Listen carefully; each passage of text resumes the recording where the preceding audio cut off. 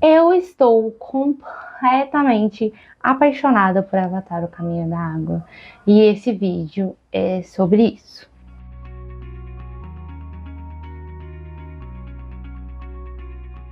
Ei, gente, tudo bem? Eu sou a Sara Guzelo, uma autora nacional de fantasia e ficção científica. E hoje eu queria conversar um pouco com vocês sobre filme, né? Sobre um filme em específico, sobre Avatar: O Caminho da Água e como esse filme alterou, entendeu? A química do meu cérebro.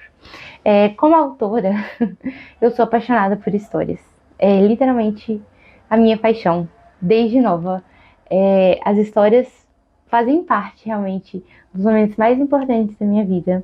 Foram filmes como Star Wars, como Super 8, que realmente me fizeram sonhar em escrever histórias, e foram histórias como As Crônicas de Nárnia que marcaram a minha vida e o meu relacionamento com o Senhor.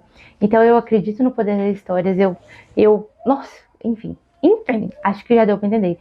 Sou apaixonada por histórias, trabalho com isso, conto histórias, assim, sei que eu faço parte de uma grande história que o Senhor está escrevendo através de toda a existência do planeta Terra. E acredito que meu pai é o primeiro e grande autor. E é por isso que a gente escreve histórias, que a gente faz parte de uma história.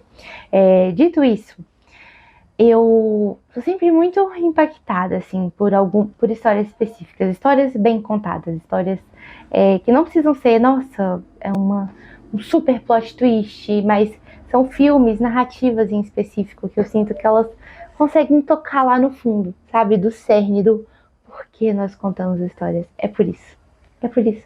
E Avatar: O Caminho da Água foi um dos filmes que realmente me fez sentir isso.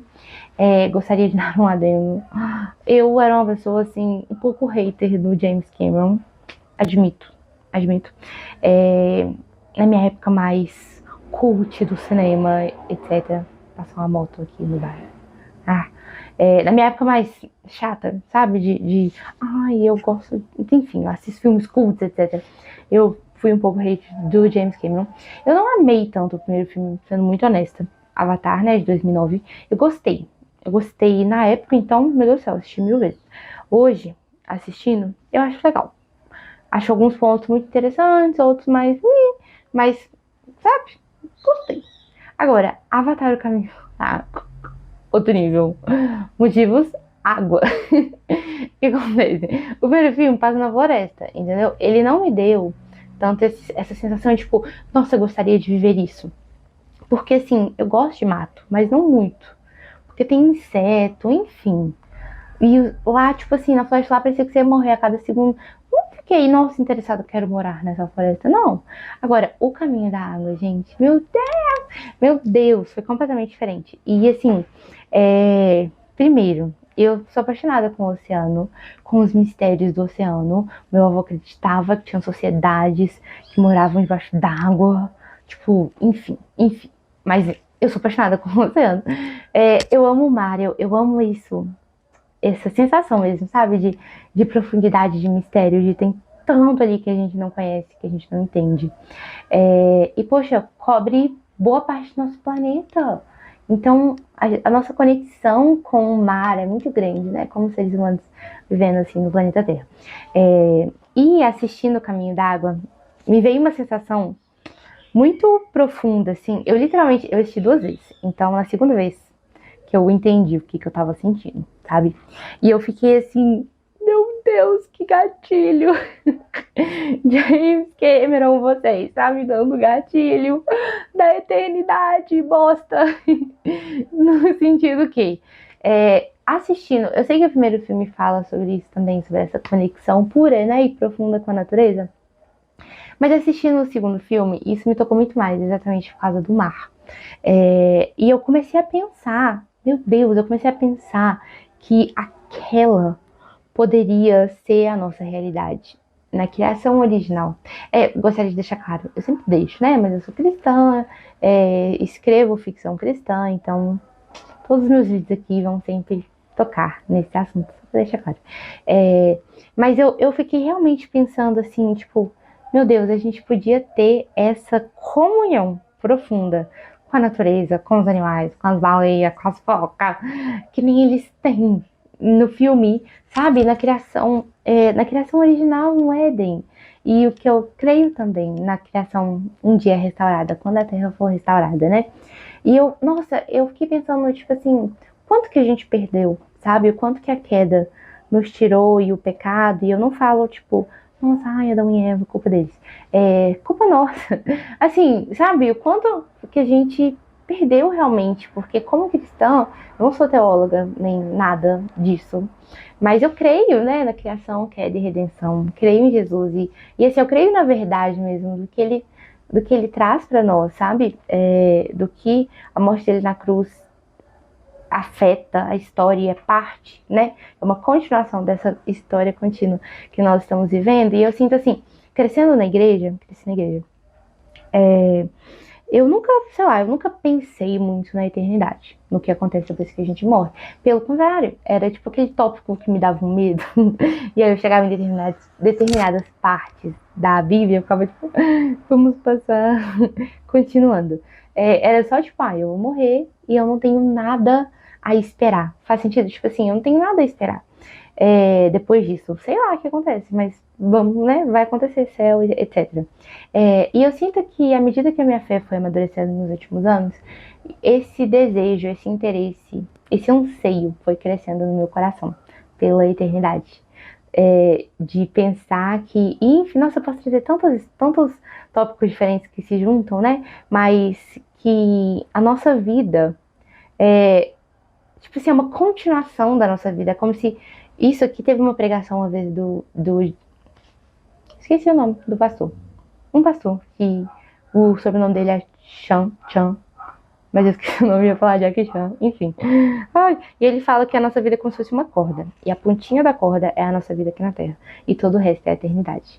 E assim, essa não é só tipo, eu ouvi um pastor falando isso, mas eu realmente entender e começar a viver na esperança disso, sabe? Eu tava conversando com a minha psicóloga umas semanas atrás sobre isso, tipo assim, eu vou fazer 24 anos e às vezes eu sinto tanto essa pressão, tipo, eu queria tanto estar num relacionamento com 24 anos, tem gente já tá casada, com filho, etc. E aí ela é cristã também, a gente começou a conversar um pouco assim, sobre como que, tipo assim, nós não fomos criados para essa vida tão curta. Tipo, no início, os primeiros humanos, na Bíblia, né, fala que eles viviam, tipo, 800 anos. O que era 24 anos para eles? Era tipo, eu estou no meu primeiro século, eu ainda tenho muitos séculos para vir, etc. E os elfos também, na obra de Senhor dos Anéis, me fazem muito pensar sobre isso também, sobre o fato de nós sermos criados para não ser vencido pelo tempo, mas a gente passa por ele e a gente continua. E existe vida para viver, porque até é tão difícil a nossa realidade hoje. Às vezes parece que 100 anos é muito, entendeu? Mas nesse sentido de que não. Na versão original das coisas, na verdade, a gente tem muito, muito mais para viver. Algo que dura de século em século e tem vida, e tem histórias, aventuras, etc. E por que eu tô falando isso? Por causa dessa noção, né, e dessa expectativa mesmo pela eternidade, que eu comecei a alimentar no meu coração nos últimos, vamos dizer assim, 3 anos, mais ou menos, 3, 4 anos. E a escrita, especialmente a fantasia, foi uma parte muito importante disso. Eu tenho uma amiga, a Anne, que ela estava aqui em casa e a gente estava conversando completamente aleatório, e ela falou um negócio que me marcou muito. Ela falou assim, a fantasia é a Terra no seu estado mais... tipo assim, é a realidade no seu estado máximo. E a distopia é a realidade no seu pior estado, sabe? Tipo, a distopia é a realidade no seu pior estado e a fantasia é a realidade no seu melhor estado. Então, assim, esse sentido de que a fantasia, ela realmente evoca em nós essa expectativa de uma Terra que não é a nossa terra é tão quebrada, tem tanta dor, tem tanta coisa ruim, mas a fantasia ela meio que vira um pouco essa chavinha dentro da nossa mente, nessa expectativa de uma terra além, sabe, de realmente esperar e sonhar com algo que é além, uma terra que é muito mais do que o que a gente vive aqui. E eu acredito muito nisso, que a fantasia, ela evoca nos nossos corações esse anseio pela eternidade. Então, James Cameron, Avatar, é uma fantasia com ficção científica. E eu sinto que fez muito isso em mim, sabe? De imaginar, tipo assim, meu Deus, imagina como teria sido, sabe? E como talvez ainda pode ser daqui a uns séculos, porque a nossa vida continua. E, nossa, toda a conexão com os animais, gente, meu Deus, o menino com a baleia. Tipo assim, pensar nisso, sabe? Que realmente a gente poderia viver em comunhão. Eu gosto muito de Romanos 8, que fala sobre que a criação anseia pela manifestação dos filhos de Deus e tudo. E como que a gente tem essa conexão com a criação, com a terra, sabe? Porque tudo clama, só o fato, as árvores, a natureza, o fato de que o ser humano, que não pode criar nada do zero, conseguiu pegar de metal cavado na terra, construir tecnologias, construir tudo que a gente tem hoje é graças à criação, é graças ao que já estava aqui, sabe? E essa conexão mesmo profunda com ela, e esse filme me fez pensar muito, muito, muito nisso, em como poderia ter sido e como talvez será um dia. Nossa realidade está em profunda comunhão com os animais, e nadando na água e falando com eles, gente, meu Deus, isso é tão legal, porque assim, a gente tem histórias na Bíblia, né, de animais que falavam e tudo. E eu acredito, tá? Eu acredito. A serpente falou. Gente, como eu estou dizendo, eu não quero tornar esse vídeo um vídeo de teologia, porque eu não sou teóloga, entendeu? Eu só sou crente. E eu creio nisso, né? Então, esse filme me fez refletir muito nisso.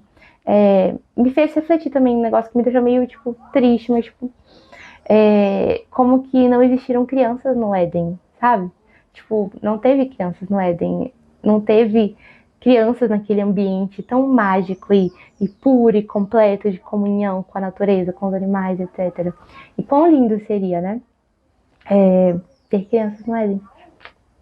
E eu fiquei pensando nisso. Esse foi um filme que me fez pensar muito.